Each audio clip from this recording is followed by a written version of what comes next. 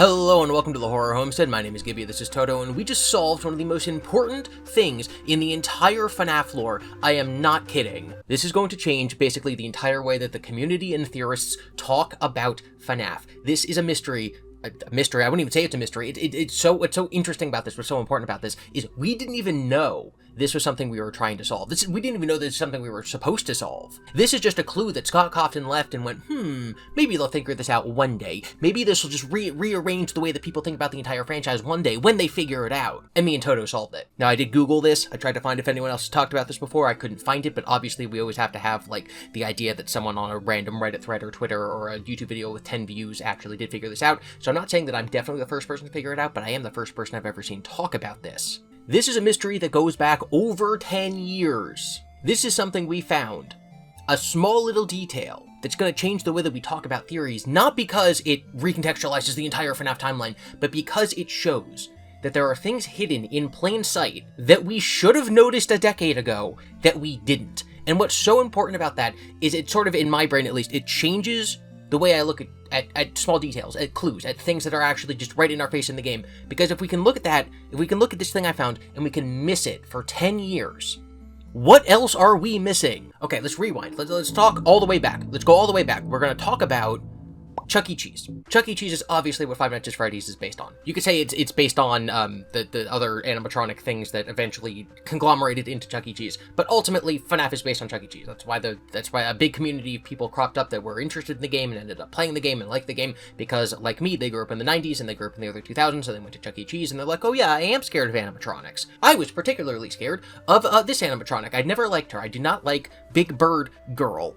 Which is why Chica has always been the scariest animatronic to me. Chica is very obviously based on scary Chuck E. Cheese bird girl. Now, if you've watched major FNAF theorists, or especially matpat, he has always talked about how FNAF is based on Chuck E. Cheese. Even going back to his first ever FNAF video, he's like, what if the history of Chuck E. Cheese is related to the history of Five Nights at Freddy's development, which it very clearly is. He actually has a whole video about the lore of Chuck E. Cheese, of, as matpat calls it, the same way that he calls Mario Jumpman Mario, he calls Chuck E. Cheese by his full name, Charles Entertainment Cheese. And he talks about the lore of the characters, and he talks about the real-world history of how these two different restaurant chains were both based on animatronics, and how they were actually inspired by, like, Disney's animatronics, and like the Country Bear Jamboree, and you add that into these two different businesses that then crossed over and conglomerated into one thing, and you made an animatronic restaurant with pizza and stuff and arcade games, and how that's probably very similar to the relationship between Henry and William in FNAF, but now we know it might actually be how, like, Henry and William relate to Edwin. Like, there's a whole lot of stuff up in the air. Obviously, FNAF has multiple continuities, the movies, the Silver Eyes trilogy, the other books,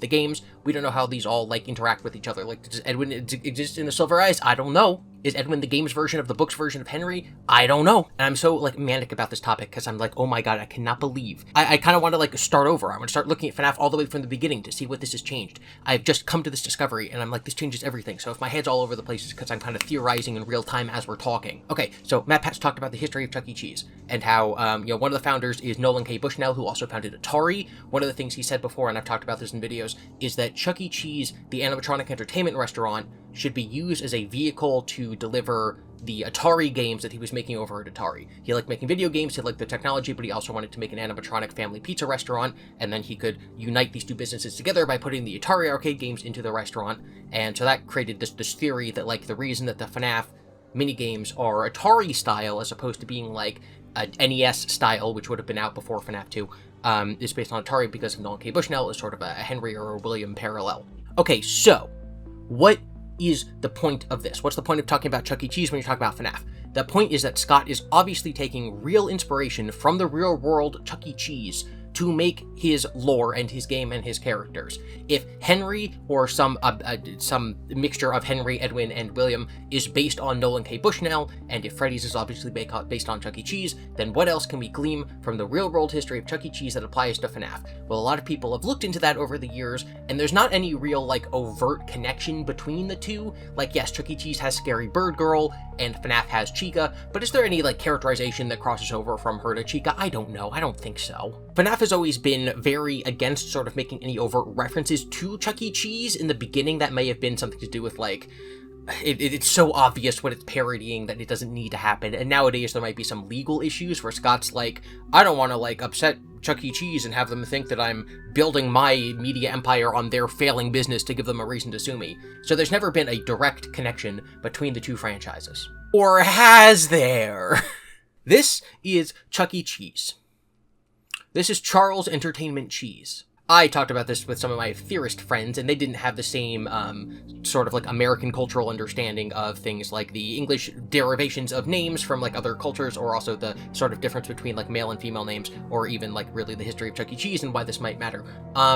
Chuck is a nickname for Charles, and Charles has a female equivalent, which is of course Charlotte, and Charlie is the female nickname for Charlotte. We have a character in Five Nights at Freddy's whose name is Charlie E. Charlotte Emily, the main character from the Silver Eyes trilogy, who's also the puppet. Charlie E.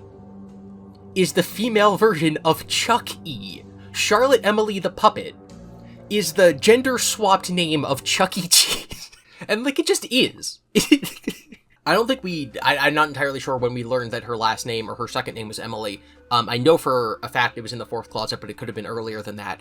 But the name Charlotte Emily is a reference to Chuck E. Cheese. It's the gender-swapped version of Chuck E. Chuck E. Charles E. It's Charlotte E. It's Charlotte Emily. You may have heard people in the FNAF community refer to Henry as Henry Emily, but we technically don't know if Emily is the last name of that family, or if it's just sort of like Charlie's second name, like Anna Taylor or Lee Ann or Barbara Ann, right? Like some people just have two first names. So her full first name could be Charlotte Emily, as opposed to Emily being her last name. We don't know. The idea of like Henry Emily being his full name is just something that the community has adopted because it's easy to give that family a last name. So it's very possible that Emily is the second half of her first name, or even her middle name. But either way, it makes her name Charlie E., which is a nickname for Charlotte E., which is the female version of Charles E., which is nicknamed as Chuck E. The puppet is a reference to Chuck E. Cheese.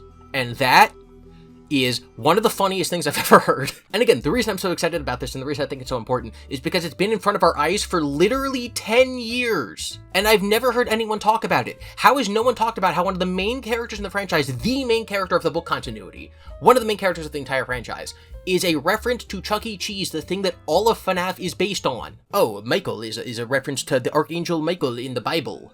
Well, William and Henry get their name from this old movie that no one's ever heard of. Charlotte Emily's name is Chuck E. Cheese. What if Emily is not their last name? What if Henry's real last name, right? William Afton, Edwin Murray, what if his real last name is just Cheese? What if his name is Henry Cheese? And the reason we've never gotten his real last name is because Scott knows how on the nose that is. He's like, listen, canonically, his last name is Henry Cheese. But if I say that, people will get the clue. People will get it too easily. People will understand that Charlie E. Cheese is too close. I'm flying too close to the sun there with that overt reference to the inspiration behind my entire franchise. But Charlie E. Cheese is definitely on purpose. What does this mean for the FNAF lore? It means that there's stuff hidden in plain sight that nobody talks about. We don't need a fine-tooth comb to go over the FNAF lore. We need our eyeballs. There's just stuff on the surface that we've missed for 10 years. What else have we missed? What other very obvious things have we missed? Golden Freddy? Is he yellow because of cheese? Spring Bonnie is also yellow. Chica, from Chica's Party World, which is probably before she was owned by Fazbear, is also yellow. Are these references to cheese? The moon, Henry Murray, the moon.exe, moon, the moon is made of cheese. And the sun is also yellow, which is cheese. Is there a yellow Foxy? I don't know if there's a yellow version of Foxy.